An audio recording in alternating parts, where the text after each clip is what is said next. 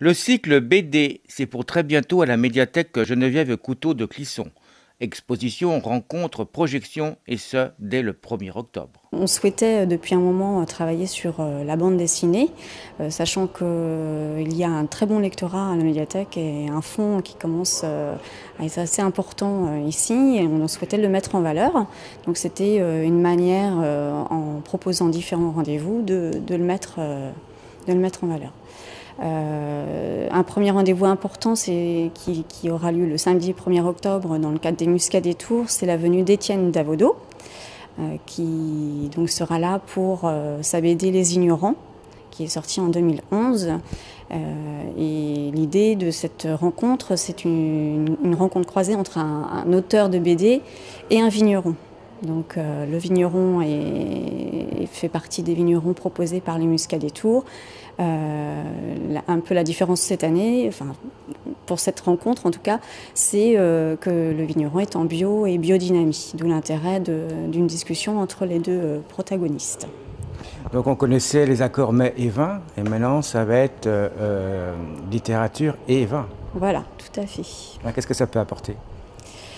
En fait, c'est le but, c'est de parler quand même de la bande dessinée Les Ignorants, de quelle manière Étienne Davodo a travaillé sur ce sujet, sachant qu'il a fait déjà, lui, la construction de cet ouvrage avec un autre vigneron qui est un voisin et vigneron en bio. Du coup, il va pouvoir un peu nous expliquer de quelle manière ils ont travaillé tous les deux, sachant que le vigneron a aussi découvert par ce biais-là le monde de la BD. Là, pour cette rencontre, c'est Rémi Bonnet du domaine Bonnet-Hutto à la Chapelle-Lin qui sera présent, qui connaît assez bien l'univers d'Étienne Davodo. Alors je suppose que pendant cette journée-là, il va y avoir des dégustations. Tout à fait. Donc Rémi Bonnet va proposer 3 voire 4 vins à déguster. Donc la rencontre va être ponctuée, c'est-à-dire qu'on pourra déguster un vin, entendre parler de chaque vin, tout en continuant la discussion entre l'auteur et le vigneron.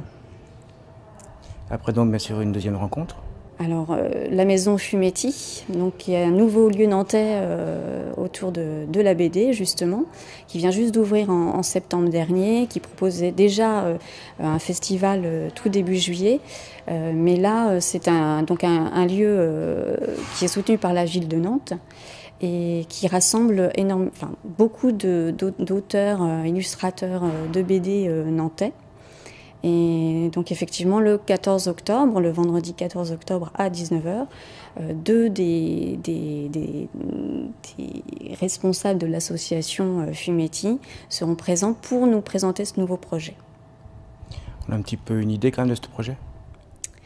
Oui, en fait c'est un lieu qui propose de rencontrer des auteurs, de participer à des stages, des ateliers dessin, des cours du soir, et puis donc le fameux festival qu'ils organisent tous les ans, voilà, et des expositions bien sûr.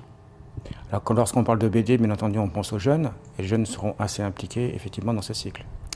Oui, c'était une idée qu'on avait depuis un petit moment à la médiathèque. On souhaitait que les ados s'impliquent un peu plus, même s'ils sont présents, mais voilà, de manière qu'ils soient acteurs aussi avec nous sur le développement de la structure. Et du coup,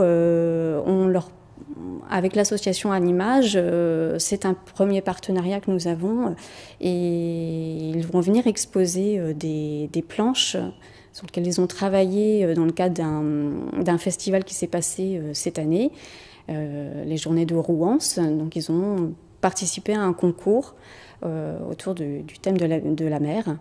Et ils viennent nous proposer cette exposition le 1er octobre, le jour où Étienne Davodo viendra.